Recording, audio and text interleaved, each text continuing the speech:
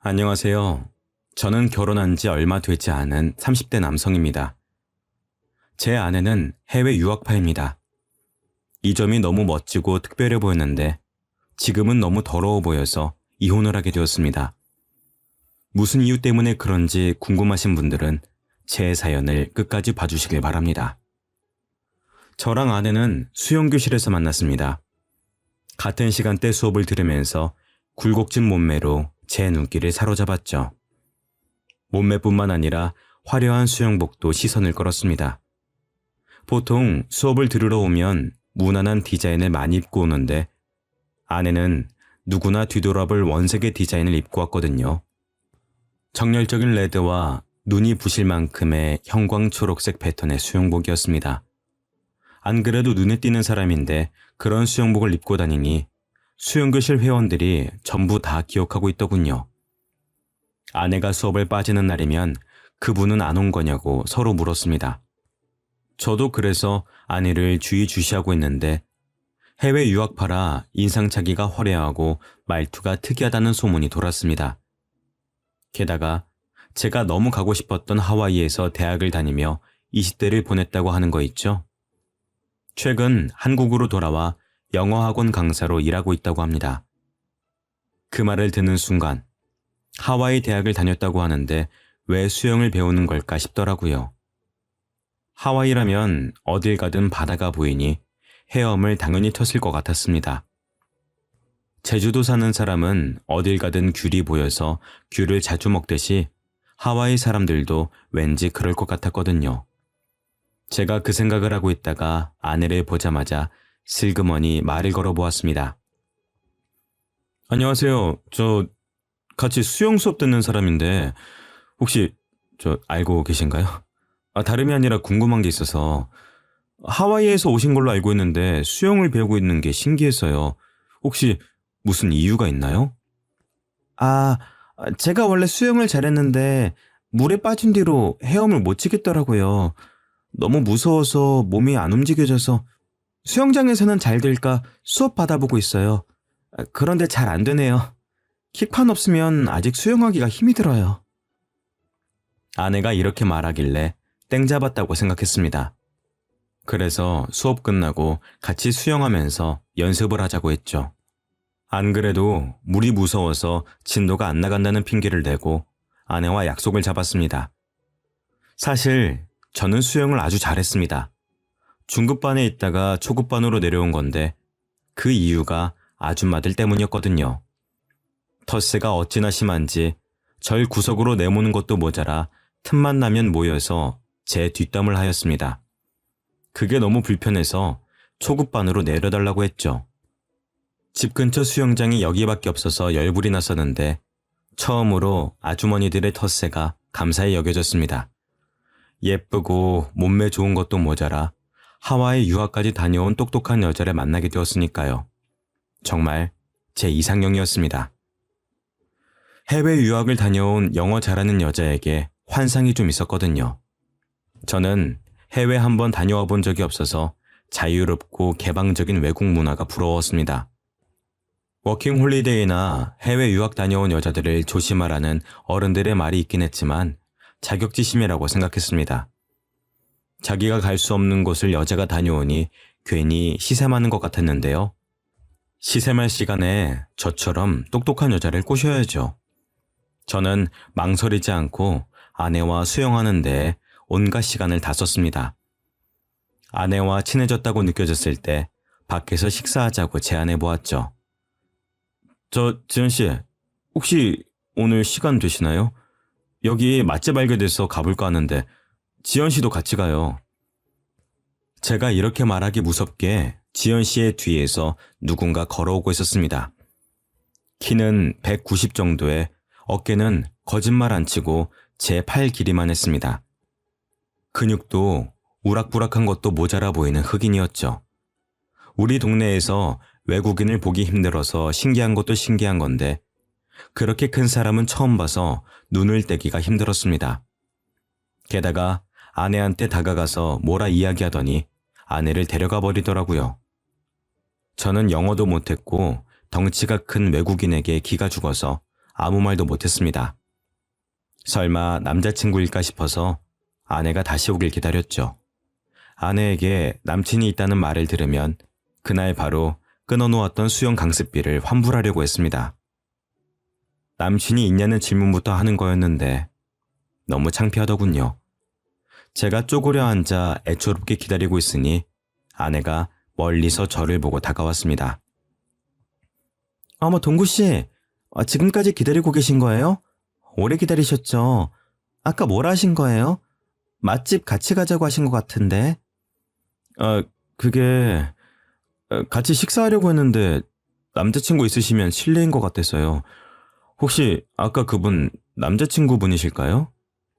네? 그런 거 아니에요. 그냥 친구인데 오늘 잠깐 제 얼굴 보고 간다고 했거든요. 갑자기 미국으로 간다고 하길래 잘 다녀오라는 말만 했어요.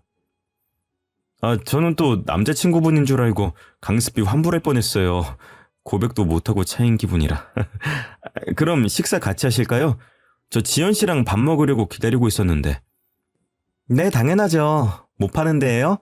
동구 씨는 가본 곳이에요? 이렇게 아내와 식사 자리를 갖고 급격하게 친해지게 되었습니다.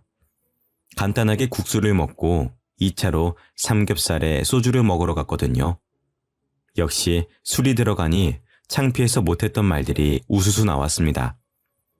첫눈에 반했다느니, 해외 유학 다녀온 여자가 이상형이라느니, 술에 취해 별별 소리를 다 했죠. 저희 아내는 술이 어찌나 센지 제가 취해서 필름이 끊길 때까지 멀쩡했습니다. 정신을 차려보니 눈앞에 낯선 천장이 보이더군요. 설마 했는데 아내가 자기 집까지 데려온 것이었습니다. 제가 놀라서 벌떡 일어나니까 아내가 배시시 웃으며 말하였습니다. 일어났어? 그렇게 술이 약하면서 왜 빨리 마셨어? 천천히 좀 마시지. 어제 일 기억나긴 해? 내가 어디 사냐고 물어봐도 말을 안 해줘서 데려왔어. 죄송해요. 이제 막 친해졌는데 이런 실수를 하고. 앞으로 이런 일 없을 거예요. 지연 씨랑 너무 친해지고 싶어서 그랬어요. 뭐야, 하나도 기억 못하나 보네? 우리 말 놓기로 했잖아. 우리 동갑이니까 얼른 놓자고 한 사람이 누군데? 아내는 이런 상황이 놀랍지도 않은지 까르륵 웃음을 터뜨렸습니다. 하긴 외국에서는 파티도 많이 하고 친구들이랑 같이 자는 일이 흔할 테니까요. 여유로워 보이는 아내의 모습에 저는 또 마음이 갔습니다. 제가 못 해본 경험을 아내는 많이 해봤을 것 같더라고요. 아내가 해장해야 한다며 유학 갔을 때 많이 해먹었다는 라자냐도 만들어 주었습니다. 라자냐라는 음식을 처음 먹어봤는데 좀 느끼하긴 해도 해장이 되는 기분이었죠. 아마 아내가 해준 음식이고 아내랑 같이 있어서인 것 같았습니다. 그 뒤로 아내가 라자냐를 해주는 일이 많아졌습니다. 수영 강습이 끝나면 따로 만나서 수영을 잠깐 하고 술을 마시러 갔으니까요. 그리고 자연스럽게 아내 집으로 가서 데이트를 하다 보니 정식으로 만나자는 말 없이 사이가 깊어지게 되었습니다. 이렇게 교제한 적은 처음이라 생소했지만 아내가 다른 문화권에서 지내다가 온 사람이니 그런 거라고 생각했죠. 1년 정도 교제하고 나니 아내에 대한 마음이 깊어져서 결혼 이야기를 꺼내고 싶어졌습니다. 아내도 결혼 생각이 아예 없는 건 아닌 것 같더라고요. 제가 독신주의냐고 물었을 때 아니라고 했으니 프로포즈를 준비했습니다. 근사한 레스토랑을 예약하고 유명 브랜드 반지를 구매했는데요. 아내에게 레스토랑 주소를 알려주고 제가 먼저 가서 기다리고 있으니 심장이 터질 듯 뛰었습니다. 아내가 거절하면 어쩌나 걱정되는 마음으로 약속 시간을 기다렸죠. 그런데 아내는 제가 보낸 레스토랑을 확인하지 않았는지 평소처럼 편안한 옷차림이었습니다. 다른 손님들은 다 캐주얼한 정장을 입고 있는데 아내만 티셔츠에 청바지를 입고 있더라고요. 정말 서운했지만 정장을 차려입은 저를 본 아내의 반응이 더 실망스러웠습니다. 당신 뭐야? 진짜 웃기다. 나 만나고 어디 가는 거야? 어디 가는 게 아니라 당신 만나려고 이렇게 차려입은 거잖아. 왜? 설마 프로포즈라도 하려고? 여러분도 그때 아내 표정을 보셨어야 합니다. 농담이라도 하는 것처럼 푹 하고 웃음을 터뜨리더니 제 표정이 굳으니까 갑자기 미안해하더라고요. 그제야 제가 프로포즈할 거라는 사실을 눈치챘나 봅니다. 갑자기 울상을 지으며 제 팔에 붙잡더군요. 아니, 말을 하지 그랬어. 난 그것도 모르고 이렇게 왔네. 우리가 진짜 결혼을 약속하고 만난 사이도 아니고 내가 말 안 하면 어떻게 알아. 결혼을 약속하고 만난 사이가 아니라니? 그럼 나만 진지했어? 설마 당신은 나 가볍게 만날 생각이었던 거야? 설마 난 그런 생각 없었어. 나도 당신이랑 결혼하고 싶었어. 그런데 하와이 사람들은 약혼하고 보통 결혼 준비하니까 그랬지. 한국에서 산 시간보다 하와이에서 산 시간이 많아서 헷갈렸나 봐. 미안해, 자기. 아내가 문화 차이 때문에 그런 거라고 하니 이해하려고 노력했습니다. 저도 더 이상 서운해하지 않고 준비한 대로 반지를 건네주었죠. 결혼하자는 프로포즈를 하니 아내가 바로 받아들이며 정말 고맙다고 해주었습니다. 고민도 않고 바로 결혼하자고 하니 정말 아내다운 결정이었는데요. 저희 결혼 준비 과정도 시원시원했습니다. 굳이 돈 많이 쓸 필요 없다고 작은 결혼식에서 조촐하게 식을 올리기로 하였습니다.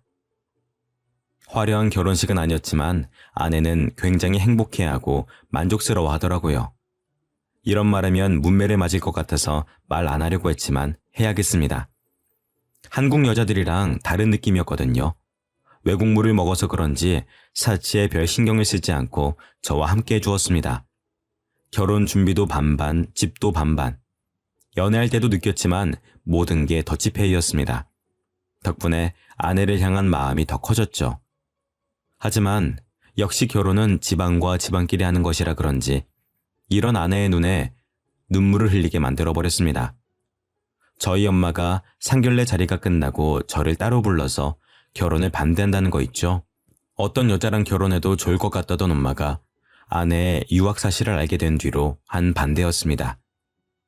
지연이 해외 유학 다녀왔다며? 그것도 하와이에서 아예 살았었다고? 동구야, 이 결혼 다시 생각해봐야겠다. 왜 엄마, 유학 다녀온 게 뭐 어때서? 옆집 아들이 유학 다녀온 여자랑 결혼했다가 바람나서 이혼했다고 하더라. 그리고 유학 간 애들은 반문화에 너무 노출되어 있어. 걔 팔에 문신이 있던데 너무 노는 애 아니니? 요즘은 아무리 다들 문신한다고 하지만 유학 간 애가 문신이 있는 건 좀 그렇다. 엄마가 아무리 봐도 캥기는 부분이 있어서 그래. 엄마, 그건 다 편견이야. 하와이로 가서 공부만 하고 온 애한테 왜 그래? 나랑 사귀는 동안 남자 문제 한 번도 없었던 애야. 네가 그걸 어떻게 아니? 그리고 보통 공부하려고 뉴욕 같은 데 가지 않니? 하와이는 휴양지로 알고 있는데 거기로 공부하러 갔다니까 영 수상하더라. 처음에는 참 착하고 똑부러진 것 같다고 돈도 반반씩 하자고 해서 좋다고 할 때는 언제고 왜 이러는 건데. 내가 지연이 놓치면 좋은 여자 만날 수 있을 것 같아? 나같이 애매하게 벌고 애매하게 생긴 놈이 그것 때문에 결혼 파토 내면은 내 인생도 끝장이야. 평생 혼자 남을 수도 있다고. 동구야, 이러지 말고 차분하게 생각해봐라. 우리 집안이 해외 유학 보낼 수 있는 집안이랑 급이 맞겠니? 예전에도 이상한 것에 꽂히면 하루 온종일 그것만 이야기하더니 이번에는 아내의 유학 사실에 꽂힌 모양이었습니다. 엄마가 끝까지 아내와 결혼을 다시 생각해보라고 하길래 호적에서 파라고 했죠. 단지 하와이에서 공부하고 왔다는 이유 하나만으로 결혼을 반대하는 엄마가 이해가 되지 않았습니다. 진짜로 제가 그 뒤로 연락을 끊어버리니까 엄마가 하는 수 없이 결혼을 하라고 하더군요. 겨우 아내와 결혼에 꼴이 나게 되니 아내를 향한 마음이 더 애틋해졌습니다. 이런 사람과 평생을 함께하고 싶어 해서 그런지 아이도 금방 생겼죠. 신혼여행 때 딸아이가 생겨서 이름도 아내 이름과 비슷한 지유라고 지었습니다. 하지만 지유가 생기면서 큰 문제가 생겼습니다. 아내도 모 영어학원에서 강사로 일을 하다가 그만둘 만큼 배가 불러오고 있었거든요. 저는 또 회사를 다니고 있었고 지방 출장이 잦은 영업직이라 아내를 봐줄 사람이 필요했습니다. 이 무렵부터 장모님이 저희 집에 와주셔서 집안일을 도와주셨는데요. 친정과 저희 집이 가까워서 왔다 갔다 하겠다고 하시던데 아내의 몸이 점점 더 무거워지면서 아예 자고 가시는 일이 잦아졌습니다. 어쩌다 보니 장모님과 반동거를 하게 된 것이죠. 장모님이 처음에는 안 그러시더니 제가 편해지셨는지 잔소리가 많아지셨습니다. 제가 퇴근하고 방 안에 누워있는데 무턱대고 문을 열고 들어오시더라고요. 장서방, 도대체 언제까지 누워만 있으려고 그래? 퇴근하고 돌아왔으면 집안일 좀 하고 그래야지. 내가 언제까지 다 해줘야 하는지 모르겠다. 우리 딸애도 그래. 몸 무겁다고 집안일 할 생각이 전혀 없어 보여. 힘들다고 징징댈 거면 애같지를 말아야지. 아잉. 장모님 죄송해요. 지금이라도 집안일 할게요. 뭐부터 하면 될까요? 제가 벌떡 일어나 청소기라도 돌리려고 움직이는데 장모님은 듣지도 않으셨습니다. 마음이 많이 상하셨는지 갑자기 아내가 있는 방 안으로 들어가 뭐라 말씀하고 있길래 귀를 기울였는데요. 처음에는 뭐라 하는지 하나도 안 들렸는데 장모님이 흥분하셨는지 목소리가 점점 커져서 또렷하게 들려왔습니다. 이럴 거면 왜 한국 왔니? 한국 남자는 좀 다를 것 같다고 와놓고, 이게 뭔데? 엄마가 볼 때는 제이크가 100배 낫더라. 엄마 조용히 좀 해. 그러다가 남편이 들으면 어쩌려고 그래. 너무 안타까워서 그런다. 안타까워서. 응? 제이크가 나한테 얼마나 잘해줬는지 아니? 걔는 퇴근하고 와서 나 고생한다고 어깨 주물러주고 밥도 해주던 애야. 그런데 정서방 그놈은 도대체 뭐하는 애니? 다중하기를 해. 돈을 잘 벌어오기를 해. 이름도 없는 중소기업 다니는 놈한테 뭐하러 시집을 가서? 아휴. 엄마 그만해. 여기서 남편 회사 이야기는 왜 나와? 제이크는 명문대학 나와서 구글에서 일했잖아. 엄마 친구들도 구글이 어떤 곳인지는 안다. 삼성보다 큰 대기업 아니니 대기업? 걔 아직도 구글에서 일한다고 하지 않았니? 지금이라도 다시 만나볼 생각 없어? 없다니까 왜 그래? 제이크 그놈 착한 애 아니야. 아주 쓰레기라고. 쓰레기는 무슨. 아휴. 네가 한국으로 온다고 하니까 걔가 실망해서 잠깐 한눈 판 거 아니야. 나라도 그러겠다. 그리고 네 뱃속에 있는 애기 정서방 애기 맞니? 제이크 애기면 어쩌려고 그래? 제이크가 흑인이라서 싫다고 할 때는 언제고 왜 자꾸 제이크 이야기 꺼내는데?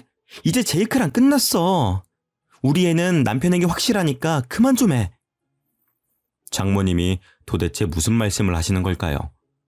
아내 뱃속에 있는 아기가 제 아기가 아닐 수도 있다는 말에 심장이 빠르게 뛰기 시작했습니다. 때마침 아내도 발소리를 내며 나오려고 하길래 모르는 척 청소기를 붙잡았죠. 제가 청소를 하는 척 연기를 하는데 아내가 눈물을 흘렸습니다. 왜 우냐고 물어봐도 이야기를 안 해주더라고요. 저는 아내의 전 남자친구가 흑인이어도 괜찮았습니다. 저도 예전에 사귄 여자친구가 없는 것도 아니고 누구나 옛 연인은 있는 거니까요. 아내 뱃속에 있는 아기가 제 아이면 되는 것이었습니다. 그러다 아내 배가 점점 불러오면서 입덧이 찾아오게 되었습니다. 아내가 먹덧을 하면서 히스테릭이 점점 심해지기 시작했죠. 뭐라도 안 먹으면 헛구역질이 나온다는 이유 하나만으로 집에 있는 모든 음식을 다 먹는 것도 모자라 생활비를 거덜냈습니다. 장을 봐서 오는 것도 아니고 핸드폰으로 주문해서 과자와 아이스크림, 인스턴트 음식으로 배를 채웠죠. 제가 좀 먹으려고 살펴보면 아내가 다 먹고 없었죠. 식비를 좀 줄이자고 눈치를 주거나 한 입만 달라고 하면 아내의 눈빛이 확 달라졌습니다. 나 먹덧 하는 거 알고 있잖아. 내가 먹는 게 그렇게 아까워? 임신해서 이러는 거 아니까 조금만 참아주면 안 돼? 나도 이러기 싫어. 안 그래도 살이 너무 쪄서 우울하단 말이야. 아내의 말대로 아내는 임신 전부터 20kg 가까이 더 쪄 있었습니다. 탄탄하고 멋진 몸매가 점점 커지고 둥글둥글해지다 못해 굴러갈 것 같더군요. 제가 조금이라도 먹지를 못하게 하거나 먹는 걸로 잔소리하면 소리를 지르기 일쑤였습니다. 그만 좀 해. 우리 지우가 듣는다고. 우리 지유가 배고프다는데 자꾸 그럴래? 나 이거 안 먹으면 토할 것 같다고. 그렇게 내가 보기 싫어? 옛날보다 더 뚱뚱해져서 꼴 보기 싫은 거지, 응? 아니야, 여보. 나는 당신 건강 망가질까봐 그러지. 내가 책에서 봤는데 임신 중에 체중이 너무 늘면 아기는 물론 산모한테도 안 좋대. 그러니까 우리 건강한 음식만 먹으면서 지유 나오길 기다리자, 응? 싫어. 지유가 피자 먹고 싶대. 샐러드 같은 거 너무 먹기 싫대.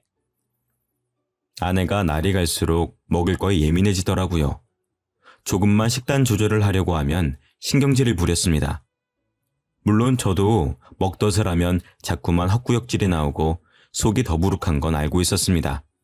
하지만 아내는 먹덧을 넘어서서 먹을 것에 너무나도 집착하게 되었습니다. 하루는 장모님, 저, 아내, 셋이서 치킨을 먹는 날이 있었는데요. 평소처럼 장모님과 아내에게 다리 하나씩을 나누어주고 닭가슴살을 먹는데 웬일로 오늘은 닭다리가 하나 더 있더군요.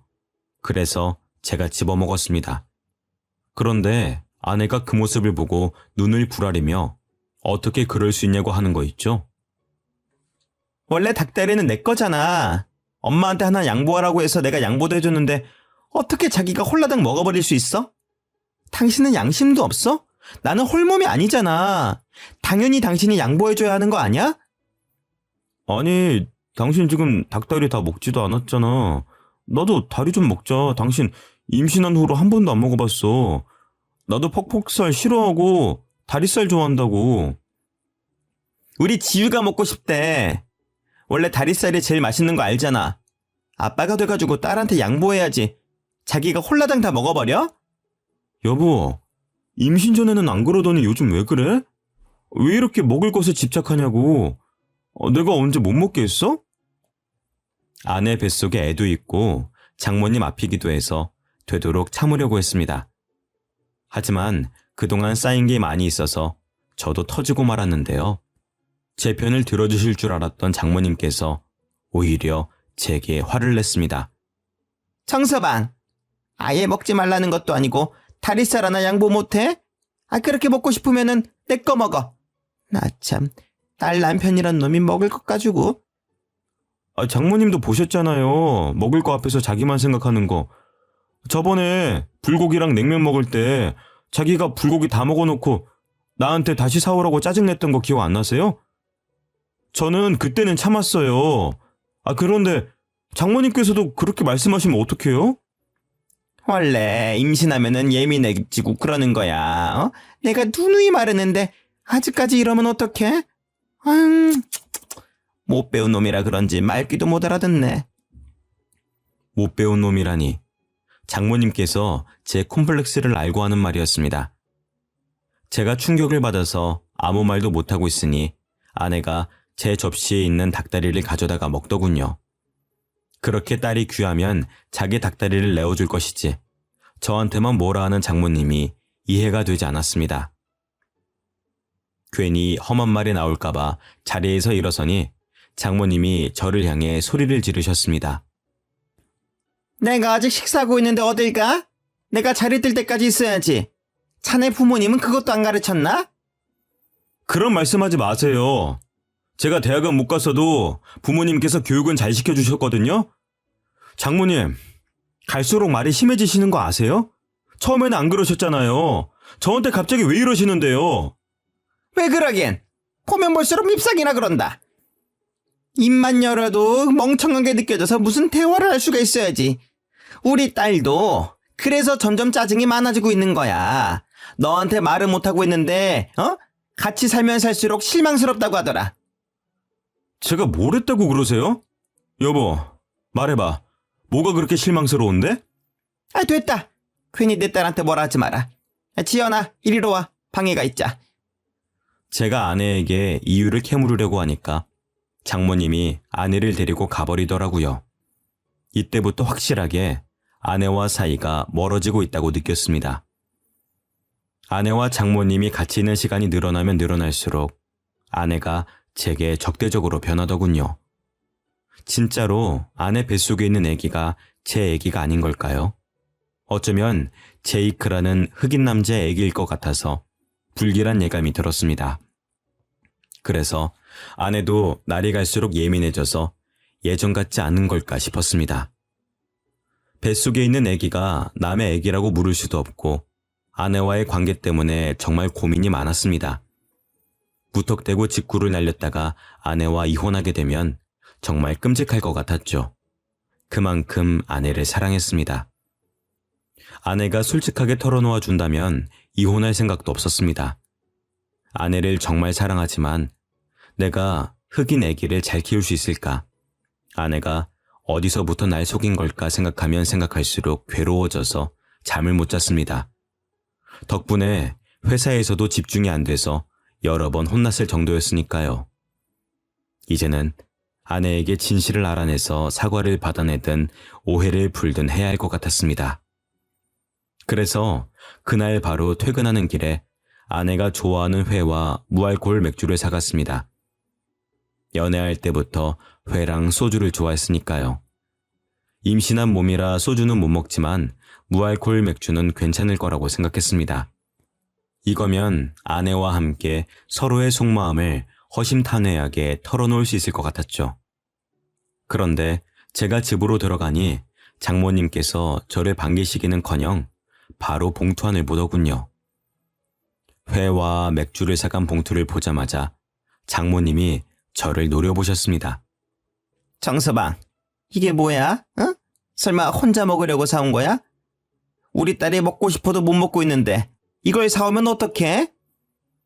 혼자 먹으려고 사온 게 아니고 지연이랑 같이 먹으려고 사왔어요. 이거 진짜 술 아니고 가짜 술이에요. 무알코올이라 임산부도 먹을 수 있대요. 세상에, 그런 술이 어딨어? 알코올 조금이라도 들어가면 임산부 큰일 나는 거 몰라? 남편이라는 작자가 이렇게 생각이 없으니까 우리 지연이 몸이 아프지? 지연이 몸이 아파요? 어디가 아픈데요? 자네가 알 필요 없네. 알 자격도 없으니까 썩 꺼져! 네? 장모님 도대체 왜 이러시는데요? 아내는 멀찍이 서서 제가 집에서 쫓겨나는 것만 지켜봤습니다. 출산일이 다가오고 있는데 몸이 아프다니 저는 걱정이 돼서 어디 안 가고 기다리고 있었죠. 오랫동안 서 있다가 다리가 아파서 바로 문 옆에 있는 비상구 쪽에 앉아 있었는데 문 열리는 소리가 들렸습니다. 장모님께서 머리를 빼꼼 내미시고 복도 쪽을 바라보시더니 뒤에다 대고 없다고 하시더군요. 드디어 장모님과 아내가 이러는 이유를 알게 될 것 같아서 인기척을 내지 않고 더 구석으로 가서 숨어 있었습니다. 아내는 장모님과 함께 나오더니 엘리베이터 버튼을 눌렀습니다. 그러면서 충격적인 말들을 꺼내기 시작했습니다. 이러다가 걸리면 어떡해. 계단이라도 굴러야 하나? 엄마, 아는 병원 없어? 진짜로 애 지워주는 병원 없는 거야? 몰래 애 지우고 와서 네가 스트레스 줘서 유산됐다고 하면 되잖아. 예, 몸 상하게 무슨 애를 지워. 그냥 정서방 모르게 입양시키고 애 낳다가 죽어버렸다고 해. 그래야 나중에 위자료도 두둑히 챙길 거 아니야. 역시 그러는 게 낫겠지? 예정일 얼마 안 남았으니까 슬슬 준비해야겠다. 아무래도 제가 들었던 말이 사실이었나 봅니다. 아내 뱃속에 있는 애가 제 애가 아니었던 거죠. 저는 그 말을 들은 순간 집으로 돌아갈 수 없게 되었습니다. 마침 다음날이 주말이라 다행이었죠. 정신없이 술을 들이켰다가 길바닥에서 잠들었습니다. 금요일부터 일요일까지 전부 다요. 동상 걸릴 정도로 추운 날이 아니라서 죽지 않았습니다. 하지만 차라리 엄청 추운 겨울날이라서 동사에 걸려서 죽었음 하는 마음이 들더군요. 그만큼 괴로웠습니다. 제 두 귀로 제이크의 애기 같다는 말을 들었을 때에도 아내를 사랑해서 믿었는데 제가 너무 바보같이 느껴지더군요. 그렇게 평일을 맞이했는데 도저히 회사에 갈 수 있는 몸 상태가 아니었습니다. 회사에는 병가를 내고 진지하게 퇴사를 고민하였습니다. 퇴사를 하고 훌쩍 떠나버릴까 하는 마음이 들었지만 주말 내내 마셨던 술이 깨면 깰수록 생각이 바뀌었습니다. 잘못은 아내가 했는데 제가 이렇게 고통스러워할 필요가 없죠. 아내에게 똑같이 복수를 해줘야 했습니다. 그래서 모르는 척 집으로 돌아가 아내에게 몸은 괜찮냐고 물었습니다. 평소처럼 눈치 보는 척 연기하며 아내의 비위를 맞춰주었는데요. 아내는 제가 모든 사실을 알아낸 것도 모르고 짜증을 내더라고요. 어디 갔다가 이제 온 거야? 월요일인데 출근 안 했어? 당신이 아프다고 하니까 병원 가냈어. 당신 간호하려고 그랬는데 몸은 좀 어때? 왜 말도 안 하고 병가를 내? 그냥 당신 쉬고 싶어서 그런 거 아니야? 회사 안 가는 거면 청소기 좀 돌리고 빨래 좀 해. 아내가 주말 동안 청소 한 번 안 했는지 집안은 난장판이었습니다. 며칠 전까지만 해도 아내가 청소를 안 하더라도 모든 게 용서가 됐는데 이제는 용서가 안 되더군요. 아내에 대한 마음이 점차 정리되면서 속으로 복수의 칼을 갈았습니다. 신도 제 편을 들어주시려는지 예정일보다 일찍 아내의 양수가 터졌습니다. 아내가 무척이나 당황스러워하면서 저를 떼어놓고 가려고 하더군요. 저는 기어코 아내를 따라가 아내가 어떤 아이를 낳을지 기다렸습니다. 그래도 전 마지막까지 아내가 동양인 아이를 낳길 바랐습니다. 하지만 간호사가 안고 나온 건 흑인 아이였죠. 간호사도 이런 경우가 처음이었는지 매우 당황스러운 표정으로 제게 아기를 안겨주었습니다. 간호사는 물론 의사, 조무사까지 제 눈치를 보고 있더군요. 아내가 정신을 잃을 법도 한데 자기가 낳은 아이를 보고 어떻게든 일어나려고 했습니다. 저를 부르며 손짓하길래 가까이 다가가 봤죠. 여보, 내 애기 예뻐? 정신이 없어서 못 봤는데 당신은 봤어? 원래 갓난아기는 까만 편이래. 시간 지날수록 하얘지니까 너무 걱정하지 마. 정말 말도 안 되는 변명이었지만 저를 붙잡으려고 아무 말이나 내뱉었습니다. 하긴 남편이 잘못했다는 귀책 사유를 만들어내서 이혼한 후 위자료를 받아내려던 여자였으니까요. 제 복수를 위해 아내의 말을 믿어주는 척 연기하였습니다. 이때부터 아내와 장모의 히스테릭이 사라져버렸습니다. 그동안 위자료를 위해 연기를 했던 거죠. 그 대신 아내와 장모가 저 몰래 모여서 귓속말을 하는 것을 들었습니다. 조리원에서 몸조리만 하면 되니까 저보고 집에 가라고 해놓고 둘이서 무슨 꿍꿍이를 꾸미고 있더라고요. 아이고, 이걸 어쩌면 좋냐? 제이크 애기인 거 다 들켜버린 것 같은데 이러다 위자료 받는 게 아니라 이혼당하고 위자료까지 내줘야 하는 거 아니야?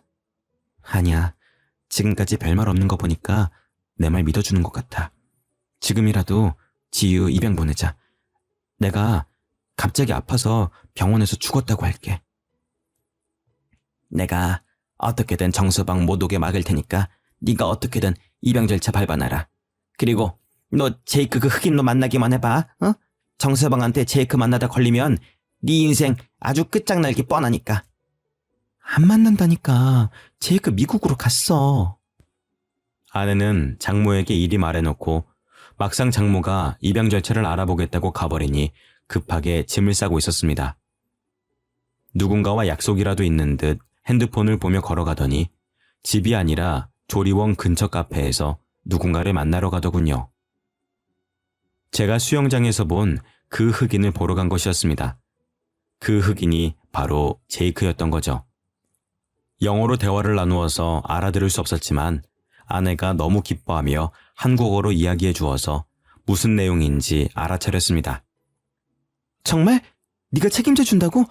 그럼 우리 결혼하고 같이 사는 거야? 남편이랑 이혼만 하고 오면 되는 거지? 응? 아내가 제이크에게 안기며 뽀뽀를 하고 온갖 애정 표현을 다 하더군요. 정말 눈뜨고 볼 수 없었지만 아내의 모든 걸 알아내기 위해 참아냈습니다. 집으로 돌아온 아내는 임신을 핑계대며 집안일을 다 시키거나 자신의 짜증을 안 받아주면 나쁜 놈 만드는 데에 그치지 않았습니다. 저를 더 나쁜 놈 만드는 데 급급해진 거죠. 충격적인 일은 밤에 일어났습니다. 침대에 나란히 누워서 잠든 척 눈을 감고 있었는데 아내가 슬그머니 일어나더군요. 그리고 제 폰을 들고 무언가 흔적을 남겨두고 있었습니다. 몇 분 뒤에 화장실 가는 척 일어나서 그 핸드폰을 들고 나와봤죠. 모르는 사람의 번호를 저장해 놓고 다른 여자와 바람을 피는 것처럼 대화 내용을 꾸며놓고 있었습니다. 저랑 이혼하려고 전화번호까지 새로 만든 것 같더라고요. 당연히 그 대화 내역을 다 지워놓으니까 새로운 사건이 터졌습니다. 며칠 뒤에 제가 회사에 가려고 집 앞으로 나오니 처음 보는 여자가 갑자기 제게 핸드폰을 내밀었는데요. 저기 혹시 여자친구 있으신가요? 마음에 들어서 그런데 연락처 주실 수 있으실까요? 옷차림도 야시시한 게 왠지 모르게 화류계 여성인 것 같더라고요. 도대체 어디서 이런 여자를 알고 부탁했는지 아내의 과거가 의심됐습니다. 해외 유학 사실을 알고 결혼을 반대했던 부모님 말을 믿는 거였는데 후회가 돼서 불쾌한 표정을 지은 채 여성분의 고백을 거절했죠. 결혼했습니다. 와이프 있으니까 다른 분 알아보세요. 잠깐만요. 그냥 친구로 지낼 수도 있는 거잖아요. 한 번만 알려주세요. 제가 왜요? 따라오지 마세요. 경찰 부를 겁니다. 뭐 이딴 게 다 있어? 번호 주는 게 그렇게 어려워요? 여자가 끝까지 따라오길래 겨우 떼어놓고 차에 올라탔습니다. 여자가 번호를 따는 것도 드문 일인데 이렇게 집요하게 따라오다니 의심이 들 수밖에 없더군요.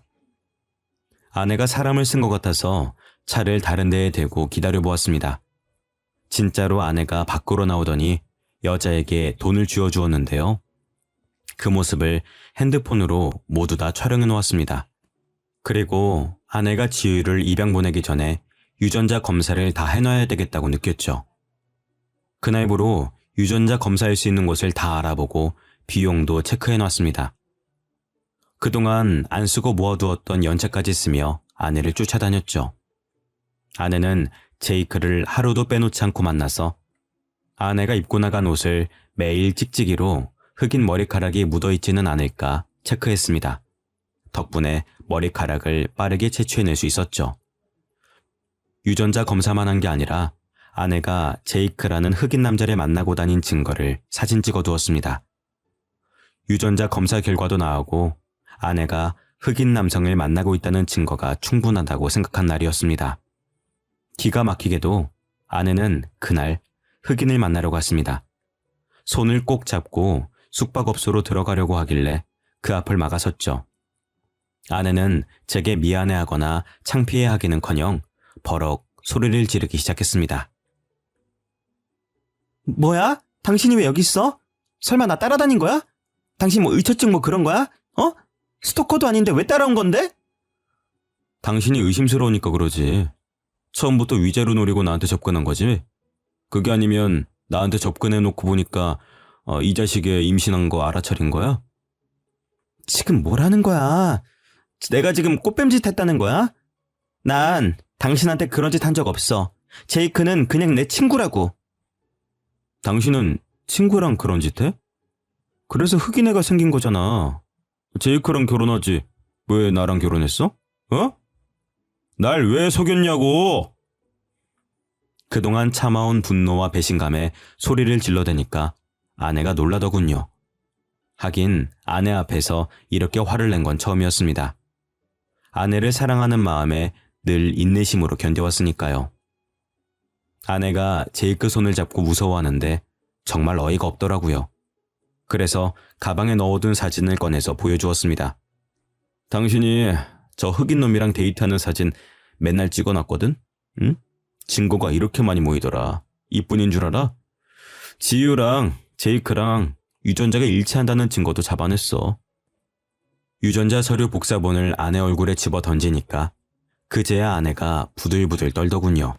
그러다 닭똥 같은 눈물을 뚝뚝 흘리며 불쌍한 척을 하였습니다. 여보, 나는 그러려고 그런 게 아니라 내가 이 자식한테 당한 거야. 억지로 당해서 임신하게 된 거라고. 내가 사랑하는 건 제이크가 아니라 당신이야. 내가 그 말을 믿을 것 같아? 처음부터 끝까지 거짓말만 하는 사람이랑 지낼 생각 없어. 우리 이혼하자. 난 당신이랑 이혼할 준비 다 끝냈어. 아니야. 내 말 좀 믿어달라니까? 난 피해자야. 아내가 끝까지 거짓말을 하길래 흑인이랑 잘 먹고 잘 살라고 버려두고 왔죠. 그 뒤로도 아내가 제 회사로 찾아와 제발 봐달라고 빌었지만 이혼 소송을 진행 중입니다. 위자료는 물론 사기죄 합의금까지 받아내서 떵떵거리며 살고 있네요. 빈털터리가 된 아내는 흑인 집에 얹혀 살려고 찾아간 것 같지만 연락이 끊긴 것 같았습니다. 다시 저를 찾아와서는 제발 자기랑 만나달라고 하더라고요. 자기야, 나 제이크한테 배신당했어. 지우 키워주겠다고 해놓고 미국으로 도망가 버렸다고. 그러니까 우리 다시 합치자. 응? 우리 지우는 어떻게 하려고 그래. 아빠 없이 키울 순 없잖아. 그래도 한때는 진짜 딸이라고 생각했으니까 당신이 아빠가 되어주면 안 돼? 나 어떻게든 나쁜 놈 만들려고 성질도 두고 집안일 다 시킬 때는 언제고 유산까지 못 가니까 이런 거 아냐? 너랑 장모가 하는 이야기 다 들었어. 그때 녹음이라도 하는 거였는데 말이야. 괜히 너 같은 걸 믿어가지고. 네 계획대로 유산이 되거나 몰래 애 입양시키는 일이 성사됐으면 어땠을까? 나는 평생 죄인으로 살았겠지. 안 그래? 내가 설마 그러겠어? 너무 답답한 마음에 그랬던 거야. 여보, 제발 내 말 좀 믿어줘. 아내가 이번에는 바짓가랑이를 붙잡고 엉엉 울길래 힘껏 차버렸습니다.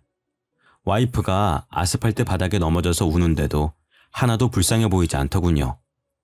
그래서 그 흑인 찾으러 미국으로 가라고 하고 저는 회사로 들어가 버렸습니다.